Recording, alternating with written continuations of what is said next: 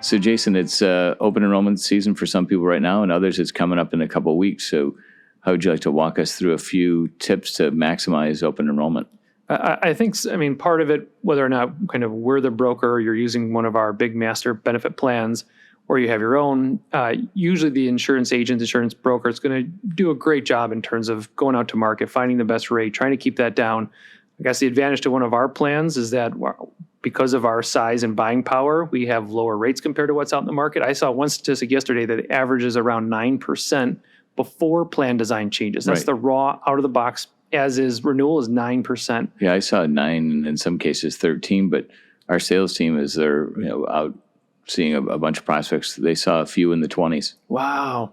Yeah, that's crazy. Right. And if you're below 50 employees, there's no negotiating. You have to take it, or look, maybe increase your deductible. Those are the plan designs as I was talking about. But renewing as is, it's just is really tough right now if you're not part of like kind of a buying group like we're in. Yeah, and so you're buying on behalf of thousands of people, thousands of clients, and in our case, your renewal. I won't go into details, but there's no plan design, and you're half of what the average is. Yeah, exactly. Or less. Yeah.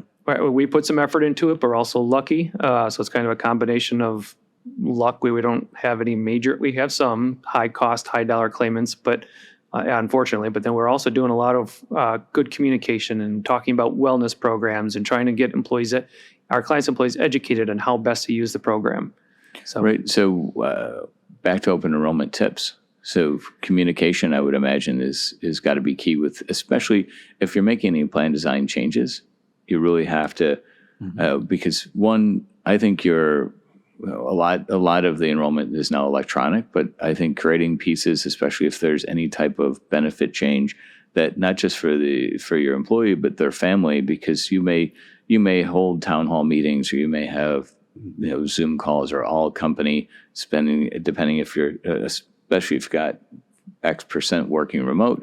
You might have open enrollment benefit meetings on Zoom, but create a piece for the employee to take to his or her spouse that outlines what the changes are, because they can.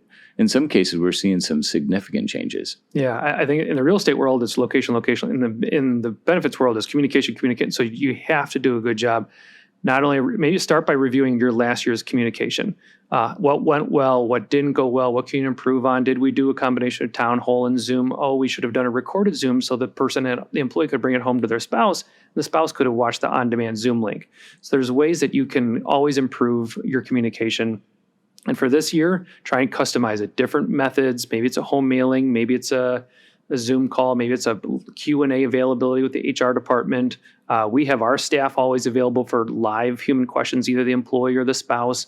We're trying to vary those up in a bunch of different ways. Outside of communication, any other? It's interesting. I came across a couple large employers. There are thousands of employees that are going to try AI for their open enrollment benefit support. Really? So like an employee can write in like, oh, what plan do I have today? Or what's the deductible on the HMO plan? Or is this person in a primary care physician? I don't think it's going to be successful. One of these companies tried it last year, and it was an overwhelming disaster for them. They said they've made some tweaks because AI is only as good as the data, and sometimes it has errors. And if you ask a strange question like, who is my PCP? It's good, which I know as a human, it stands for primary care physician. And as humans, and one of our clients actually coincidentally saw the same article, contacted me and said, you guys aren't going to do AI, right? We were specifically coming to Employco for the human aspect that you guys provide excellent customer service. And I said, no. We are always going to be human. We know this. We know your employees. We know your company. Mm-hmm. Come to us and we'll always have a live person to talk to. Right. I mean, the AI doesn't even know who started our company and who owns it. I mean, we did that earlier.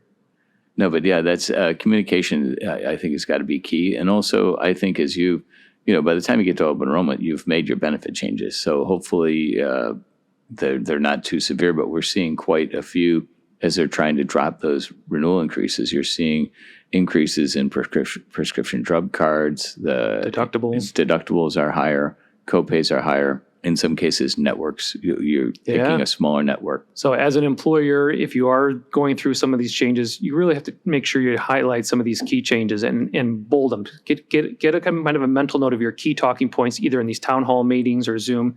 Hit the key points first, and then you can go into some of the nuances of kind of how the plans work. Any other thoughts on open enrollment? Good luck. Let us know if you've got any questions, HR@employco.com, where we'd love to help any way possible.